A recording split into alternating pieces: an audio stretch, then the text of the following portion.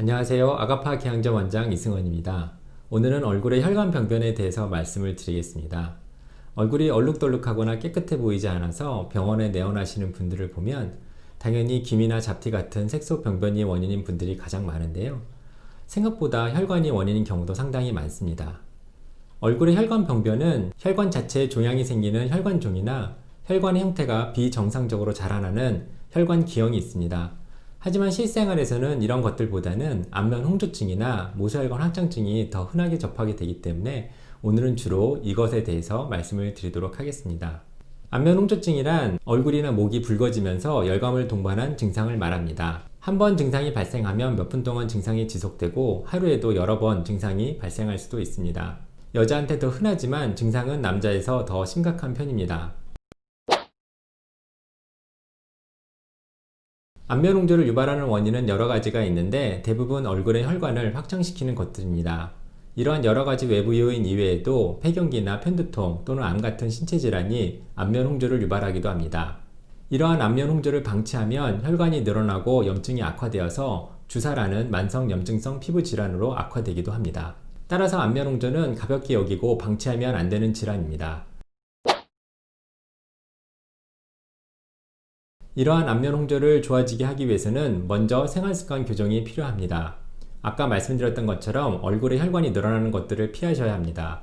먼저 햇빛을 차단하셔야 하는데요. 선크림을 꼭 사용하셔야 하고 일부 피부가 매우 예민해서 선크림을 바르면 오히려 증상이 악화되는 경우가 있을 수 있는데 이러한 경우에는 모자나 양산, 마스크 등을 이용해서 햇빛을 꼭 차단하셔야 됩니다.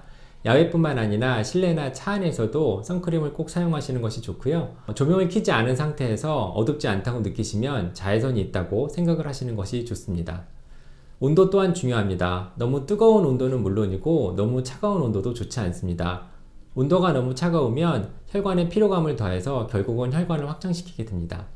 뜨거운 찜질방이나 사우나는 자제하시는 것이 좋고요. 뜨거운 불 앞에서 오래 요리를 하는 것도 피하시는 것이 좋습니다. 얼굴이 붉다고 얼음 마사지를 하시는 분들이 있는데 이는 일시적으로 증상을 좋아지게 할 수는 있지만 결국 혈관의 피로도를 더해 증상을 악화시키게 됩니다. 너무 격렬한 운동도 얼굴의 온도를 올라가게 하기 때문에 혈관이 결과적으로는 확장될 수 있습니다. 음식물 중에는 일단 강력한 혈관 확장제인 술을 피하셔야 하고요. 맵고 짠 음식, 뜨거운 음식도 피하시는 것이 좋습니다. 간식 중에서는 멘톨이나 박하향처럼 입안이 화한 느낌이 드는 것들을 피하시는 것이 좋습니다. 마지막으로 여자분들에게 가장 중요한 화장에 관련된 사항입니다. 화장품을 사용하실 때는 피부에 좋다고 이것저것 사용하시는 것은 좋지 않고 저자극성의 순한 보습제를 사용하시는 것이 좋습니다. 화장을 지우실 때는 순한 약산성의 클렌저로 화장을 지우시고 피부를 너무 많이 비비는 것은 좋지 않습니다.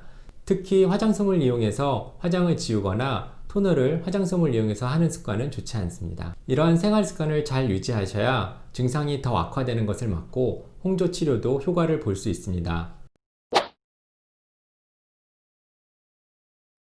홍조를 치료하는 방법은 여러 가지가 있습니다. 무조건 레이저를 해야 한다고 생각하시는 분들이 있는데 먹는 약이나 바르는 연고로도 증상을 완화시킬 수도 있습니다. 홍조 치료에 쓰이는 약에는 여러 가지가 있는데 그중 가장 많이 쓰이는 것은 항생제입니다.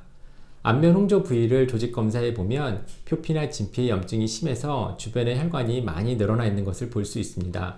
이럴 때 독시사이클린이나 미노사이클린 같은 항생제를 이용해서 염증을 없애면 증상을 완화시킬 수가 있습니다. 피지가 많은 경우에는 여드름 약으로 쓰이는 이소트레티노인이라는 약물을 사용하면 피지 기능을 억제시키고 안면 홍조도 같이 좋아지는 것을 볼 수 있습니다. 바르는 약으로는 항염증 작용을 가진 수란트라 크림이나 로젝스겔을 사용할 수가 있습니다. 예전에는 혈관을 직접 수축시키는 기전에 미르바세 연고를 사용하기도 했었는데 현재는 수입이 되지 않아서 사용을 할 수가 없는 상태입니다. 마지막으로 레이저 치료에 대해서 설명을 드리겠습니다. 혈관 병변을 치료하기 위해서는 피를 붉게 보이게 만드는 헤모글로빈이라는 성분에 잘 흡수되는 파장을 사용하셔야 합니다.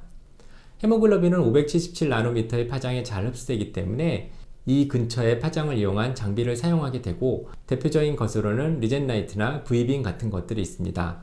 다만 이러한 혈관 레이저들은 투과 깊이가 1에서 2mm 내외이기 때문에 깊고 굵은 혈관이나 자명한 모세혈관 확장증에는 효과가 떨어질 수 있습니다.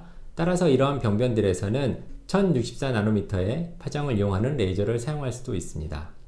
이 밖에 IPL을 이용할 수 있는데요.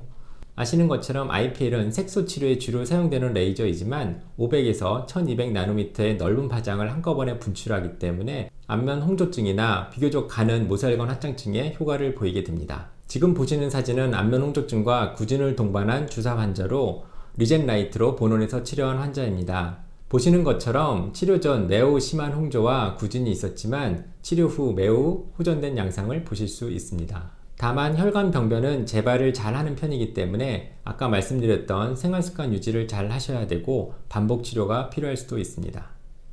네, 오늘 제가 준비한 내용은 여기까지입니다. 제가 오늘 여러 번 강조드렸지만 홍조에 대해서는 생활습관 유지가 매우 중요합니다. 증상이 심한 경우에는 병원에 내원하셔서 치료에 대해서 상담을 받으시면 좋겠습니다. 구독과 좋아요 부탁드립니다. 감사합니다.